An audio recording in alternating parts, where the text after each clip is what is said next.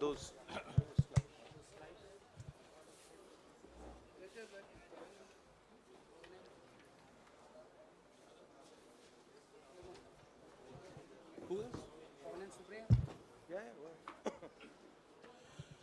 नमस्कार साथियों, इस विशेष प्रेस वार्ता में आप सभी का स्वागत है।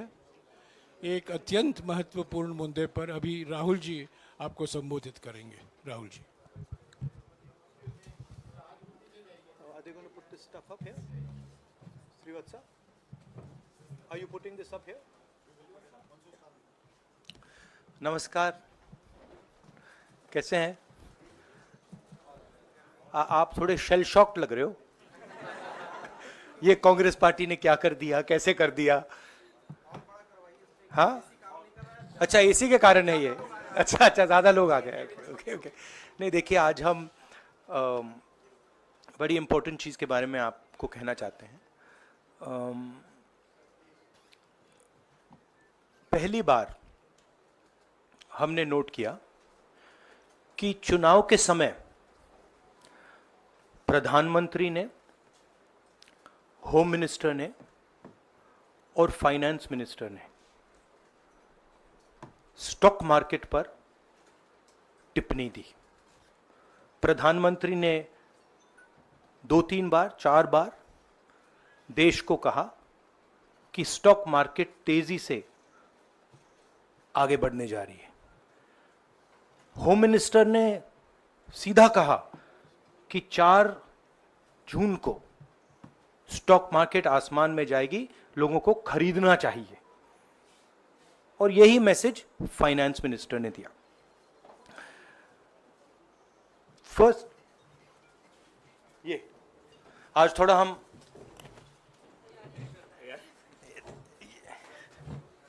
तो ये क्रोनोलॉजी है। अमित शाह कहते हैं बाय शेयर्स बिफोर 4 जून। 19 में नरेंद्र मोदी जी कहते हैं stock market will break records on June 4। फिर 28 मई को रिपीट करते हैं। 1 जून मीडिया झूठे एग्जिट पोल रिलीज करती है।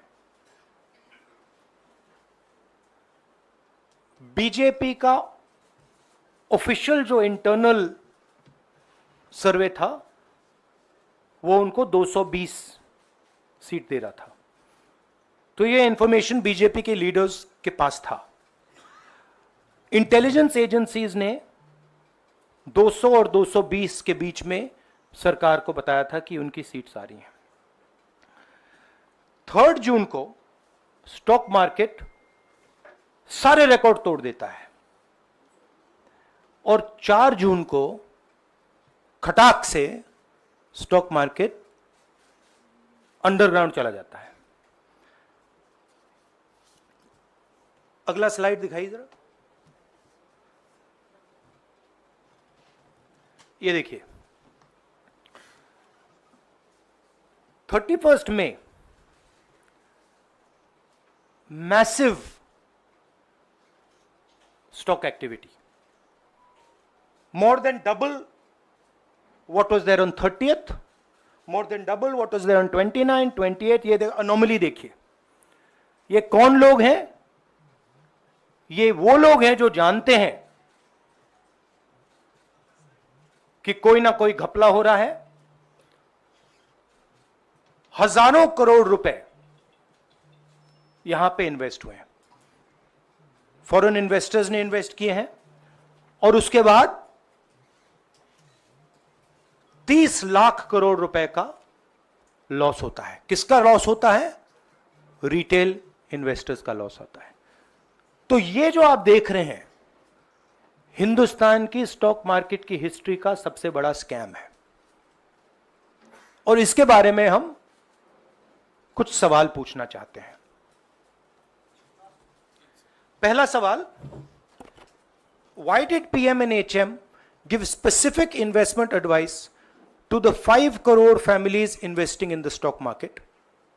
Is it their job to give investment advice? Second, why both interviews were given to the same media house owned by the same business group, which is also under SEBI investigation for manipulating stock market. Third, what is the connection between the BJP, the fake exit pollsters, and the dubious foreign investors who invested one day before the exit polls were announced and made a huge profit at the cost of 5 crore families? We demand a JPC into this. We are absolutely convinced that this is a scam. Somebody has made thousands of crores of rupees at the cost of Indian retail investors, and the Prime Minister and the Home Minister have given an indication to buy. And this is a criminal act. So we demand today a joint parliamentary committee to investigate this. मैं हिंदी में बोल देता हूं, प्रधानमंत्री ने देश की जनता को इन्वेस्टमेंट एडवाइस क्यों दी, और 5 करोड़ परिवारों को जो इन्वेस्ट करते हैं उनको प्रधानमंत्री ने, होम मिनिस्टर ने स्टॉक खरीदने का आदेश क्यों दिया?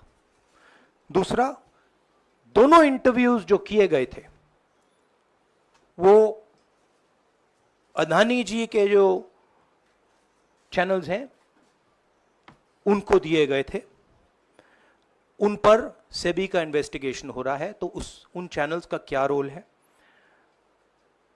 और बीजेपी के बीच में जो फेक एग्जिट पोलस्टर्स हैं और ये जो फॉरेन इन्वेस्टर्स हैं, इनके बीच में क्या कोई रिश्ता है? और अगर रिश्ता है तो क्या है? हम जेपीसी चाहते हैं, हम इन्वेस्टिगेशन चाहते हैं, और देश इसकी सच्चाई जानना चाहता है। धन्यवाद। शुक्रिया राहुल जी।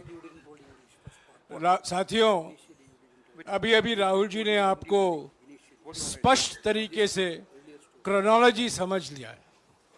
बार बार गृह मंत्री कहते थे अब क्रोनोलॉजी समझिए। आज राहुल जी ने देश को क्रोनोलॉजी समझाया है। इसके ऊपर अगर आपके सवाल हैं तो एक एक करके आप पूछेगा, एक एक करके पूछेगा। I haven't said the chronology in English, so I'll say the chronology in English. 13th May 2024, the Home Minister says, buy shares before 4th of June. This is a clear indication to retail investors and others to buy stock. 19th May, for the first time, and then repeatedly until the 28th May, the Prime Minister says that the stock market is going to break records on 4th June.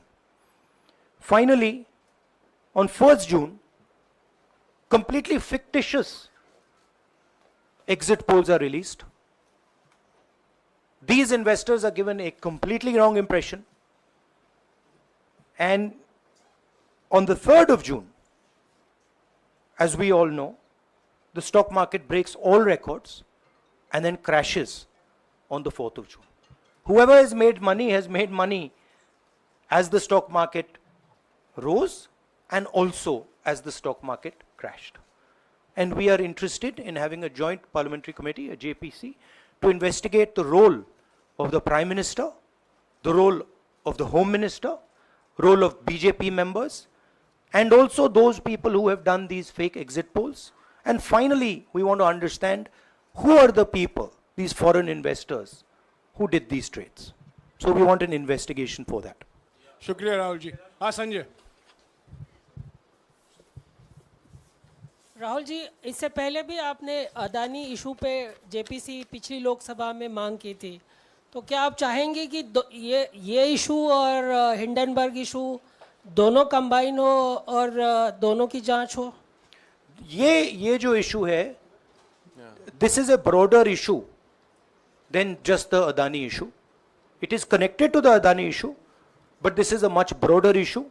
This is directly the Prime Minister of India, Home Minister, who are privy to data on actual election results, who have IB reports, who have their own data, who are advising retail investors to buy stock on the floor. This has never happened before. And by the way, the Prime Minister has never commented on stock market before this. This is the first time the Prime Minister has commented, very interestingly, and multiple times, one after the other, saying that stock market is going to boom, stock market is going to boom, stock market is going to boom. And at the same time, he has information that the exit polls are wrong. He has information that he knows what is going to happen because he has IB data and he also has his own party data. हाँ जी रवि। राहुल जी, मेरा सवाल यही है कि जी news ने भी ये सारी चीज बताई है जनता को कि कई चैनलों ने मिलकर ये सब चीज किया है, जिस तरह से एग्जिट पोल करके लोगों को गुमराह किया है, जिस तरह से शेयर बाजार में सारा कुछ हुआ है, जी न्यूज़ ने भी इस मामले को उठाया है और बताया है। और आपके कहने का सीधा अर्थ है कि अडानी को इसका फायदा उठाने के लिए किया गया है? नहीं, मेरा कहने का ये अर्थ है कि उसमें अडानी इन्वॉल्व हो सकता है, मगर ये अडानी से बहुत बड़ी चीज है। इसमें बीजेपी के सबसे बड़े नेताओं ने कहा है, रिटेल इन्वेस्टर्स को मैसेज दिया है कि आपको स्टॉक खरीदना चाहिए। उनके पास इंफॉर्मेशन थी कि एग्जिट पोल्स गलत हैं, उनके पास इंफॉर्मेशन थी कि बीजेपी को फुल मेजॉरिटी नहीं मिलने वाली है, और वो जानते थे 3 जून को और 4 जून को क्या होने वाला है। कितने का 30 लाख, कितना 30 लाख करोड़ का नुकसान हुआ है, कितने का 30 लाख करोड़ रुपए का नुकसान हुआ है और हजारों लाखों करोड़ रुपए का चुने हुए लोगों को फायदा हुआ है। और हम इंक्वायरी चाहते हैं प्रधानमंत्री पर, होम मिनिस्टर पर, जिन्होंने एग्जिट पोल किया उन पर, और ये जो फॉरेन इन्वेस्टर्स हैं उन पर। हाँ शेमिन।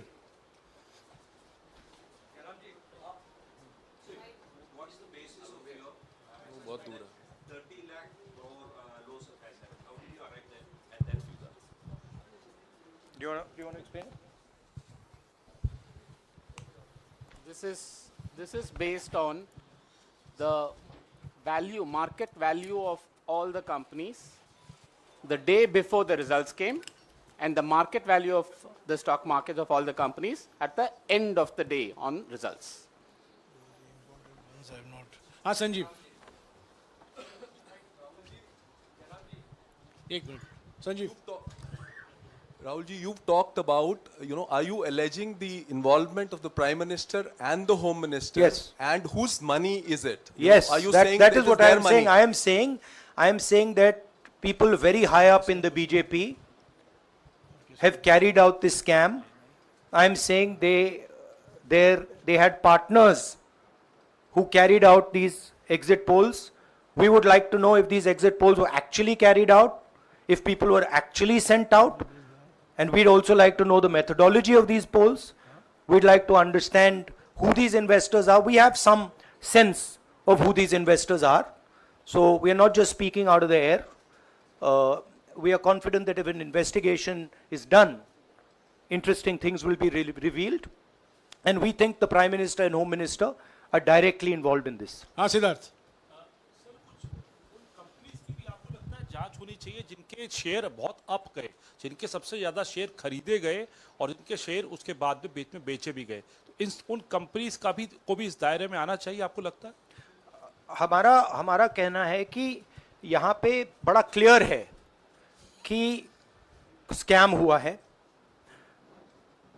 प्रधानमंत्री ने डायरेक्टली कहा है, होम मिनिस्टर ने डायरेक्टली कहा है, इंडिकेट किया है जनता को कि स्टॉक मार्केट ऊपर जाएगी। होम मिनिस्टर ने तो साफ कह दिया कि खरीदना चाहिए। और जब प्राइम मिनिस्टर और होम मिनिस्टर और फाइनेंस मिनिस्टर ऐसी बात करते हैं तो उसका रिएक्शन आता है, लोग उसको बिलीव करते हैं। तो बिल्कुल क्लियर है कि इन 3 लोगों ने कहा है। यह भी क्लियर है कि इनको मालूम था कि रिजल्ट 400 का नहीं है, 300 का भी नहीं है। तो ये हम पता लगाना चाहते हैं, उसमें आप जो कह रहे हो वो भी शामिल है। राहुल जी, ब्रह्म प्रकाश दुबे, इंडिया डेली लाइव से। मेरा सवाल यह है कि जो आपने बताया है इतना बड़ा स्कैम है, पहले भी आपने कई मामले उठाए हैं, जेपीसी की मांग पहले नहीं मांगी गई है, तो क्या आपने कहा ये आपराधिक मामला है, क्या कोर्ट में जाएंगे या पुलिस में शिकायत दर्ज करेंगे, क्योंकि आप कह रहे हैं बहुत बड़ा घोटाला है ये? नहीं भैया, मैंने अभी आपको शिकायत दर्ज करेंगे क्योंकि आप कह रहे हैं बहुत बड़ा घोटाला है ये? नहीं भैया, मैंने अभी आपको बोला हम जेपीसी डिमांड कर रहे हैं, इन्वेस्टिगेशन डिमांड अगर कर रहे नहीं मांगते तो पुलिस में, कोर्ट में जाएंगे? हैं। जो भी करना है करेंगे, बट हम आपको ये इन्फॉर्मेशन दे रहे हैं कि ये जो हुआ है ये नॉर्मल चीज नहीं है। इसमें प्रधानमंत्री ने इंडिकेशन दिया है, होम मिनिस्टर ने इंडिकेशन दिया है, फाइनेंस मिनिस्टर ने इंडिकेशन दिया है, अदानी जी के चैनल्स के थ्रू इंटरव्यूज किए हैं, और फाइनली लोगों ने इन्वेस्ट किया है, लोगों ने फाइनेंशियल एक्शन लिया है, कंपनीज ने शेयर खरीदे हैं। इसी विषय पर, एक मिनट, इसी विषय पर, इस स्टॉक मार्केट घोटाले पर ही हम सवाल ले रहे हैं। मौसमी, इसी विषय पर कीजिएगा बस। एक मिनट, आ रहा हूं यार, एक मिनट। राहुल जी, एक करके आ रहा हूं यार। राहुल जी, हम लोग ने पहले भी देखा है कि आप लोग ने कई बारी जब सेशन होता है तो सत्ता पक्ष और विपक्ष आमने सामने होता है, जेपीसी की मांग होती है और सेशन पे सेशन वॉश आउट हो जाते हैं और जनता का पैसा वेस्ट होता है। तो क्या आपको ये तो बीजेपी की लाइन है। तो क्या नहीं, मतलब जनता का पैसा के सेशन वाटर, आप ऐसी टी शर्ट ले लो ना एक, मैं आपको दे दूंगा, जरूरत नहीं है, उनका वो सिंबल दे दूंगा आपको, ये उनकी लाइन है। सवाल आपको पसंद नहीं आए वो अलग बात है, पर आपको किसी नहीं, की सवाल मुझे बहुत पसंद आ रहा है। इस तरह से उंगली उठाने की जरूरत नहीं। आप चेक बहुत अच्छा लग रहा है, बोलिए। बीजेपी का बैच पहनने की आप जरूरत सवाल नहीं। पूछे ना, सवाल नहीं, आपको भी जयराम साहब ये बोलना चाहिए, नहीं, सवाल गलत पूछिए, बात है। सवाल पूछे। मेरा बस ये सवाल था कि जेपीसी की मांग पे कई बारी कामकाज ठप हो जाता है, तो क्या आपको लगता है कोई और भी राह आप लोग सड़क की राह इख्तियार कर सकते हैं, क्योंकि ये आम आदमी का पैसा है? हम जनता को एक रियलिटी बता रहे हैं कि यहाँ पे क्लियरली एक स्कैम हुआ है। यहाँ पे प्राइम मिनिस्टर ने इंडिकेट किया है, यहाँ पे होम मिनिस्टर ने इंडिकेट किया है, यहाँ पे फाइनेंस मिनिस्टर ने इंडिकेट किया है। नॉर्मली बीजेपी की ये पोजीशन होती है कि जब भी हम कोई मुद्दा उठाते हैं तो हम पार्लियामेंट का टाइम वेस्ट कर रहे हैं। वही पोजीशन आपने अपनाई है, इसलिए मैंने आपसे कहा कि देखिए आप बीजेपी की पोजीशन ले रही हैं। रियलिटी, एक सेकंड, रियलिटी ये है कि हम जेपीसी करवाएंगे। अब ऑपोजिशन में बहुत ज्यादा ताकत है, बहुत ज्यादा स्ट्रेंथ है, और पूरा जो पार्लियामेंट की सिचुएशन है वो बदल गई है। हाँ जैनेंद्र,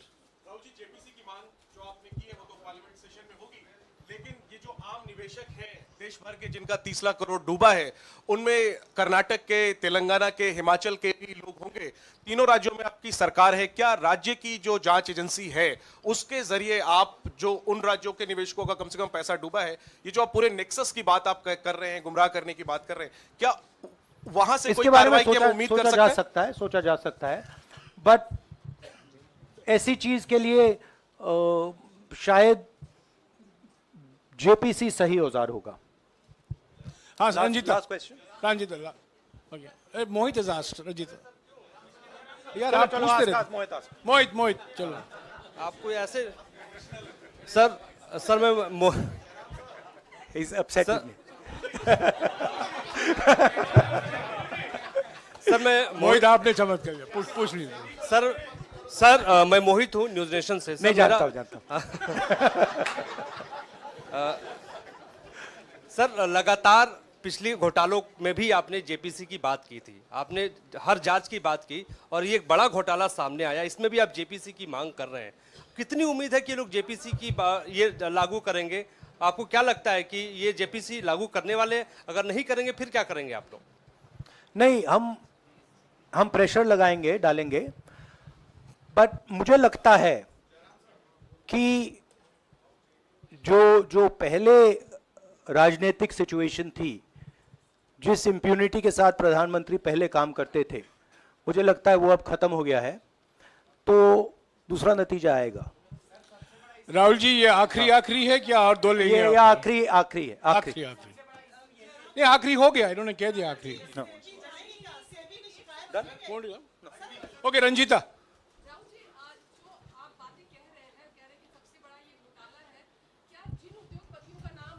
हमेशा लेते रहे हैं, चुनावी जो रैलियां रही हैं उसमें भी और उसके बाद भी। क्या आप कहना चाहते हैं कि सरकार ने मदद की है उन उद्योगपतियों को और अमीर बनाने में? नहीं, मैं कह रहा हूं, मैं सिर्फ सरकार की बात नहीं कर रहा हूं, मैं दो इंडिविजुअल्स की बात कर रहा हूं। प्रधानमंत्री ने और हिंदुस्तान के सब रिटेल इन्वेस्टर्स जिनको नुकसान हुआ है, मैं आपसे बोल रहा हूं, आपको यह बात समझ आ जाएगी। आपका पैसा गया है, आपकी कमाई गई है, आपको नुकसान हुआ है, और इसमें करोड़ों युवा हैं जो ईमानदार हैं। तो नरेंद्र मोदी जी ने, अमित शाह जी ने आपको मैसेज दिया कि 4 तारीख को स्टॉक मार्केट आसमान छुएगी, और आपने उन पर भरोसा किया। मगर सच्चाई यह थी कि नरेंद्र मोदी को मालूम था कि 4 जून को स्टॉक मार्केट आसमान नहीं छुएगी। 4 जून को स्टॉक मार्केट का जबरदस्त नुकसान होने जा रहा है, क्योंकि उनके पास इंटेलिजेंस की रिपोर्ट थी और बीजेपी का जो इंटरनल असेसमेंट था 220 सीट का, वो उनके हाथ में था। तो मेरा यह सवाल है, और मैं आपसे इन्वेस्टर से कहना चाहता हूं कि आपको जो चोट पहुंची है, जो आपको दर्द हुआ है, वो चोट नरेंद्र मोदी जी और अमित शाह के बयान ने आपको पहुंचाई है। और हजारों करोड़ रुपए किसी ना किसी ने चोरी की है, वो आपके जेब से गए हैं, रिटेल इन्वेस्टर्स के जेब से गए हैं। तो मैं चाहता हूं, आपके लिए बोल रहा हूं, मैं आपके लिए बोल रहा हूं कि इन्वेस्टिगेशन होना चाहिए, पता लगाना चाहिए कि प्रधानमंत्री जी ने, होम मिनिस्टर ने आपको यह गलत इंफॉर्मेशन क्यों दी, और ये कौन लोग हैं, इन्वेस्टर्स जो हैं, फॉरेन इन्वेस्टर्स हैं, जिन्होंने इस दिन फायदा उठाया। ये देखिए ग्राफ है, ये रेड चार्ट जो है, इसको देख लीजिए। ये नॉर्मल ट्रेडिंग है, ये नॉर्मल ट्रेडिंग है, ये ग्रे वाली नॉर्मल ट्रेडिंग है, और ये जो ट्रेडिंग है, ये अबनॉर्मल ट्रेडिंग है, ये 2-3 गुना है, और फिर ये हुआ है नुकसान। तो ये नरेंद्र मोदी जी और अमित शाह से मैं पूछ रहा हूं कि आप में इसमें आपका क्या रोल था, और रिटेल इन्वेस्टर्स के लिए पूछ रहा हूं, आपकी मदद के लिए, आपकी मदद करने के लिए पूछ रहा हूं, और इन्वेस्टिगेशन होगा तो आपके लिए होगा। धन्यवाद, शुक्रिया। Thank you.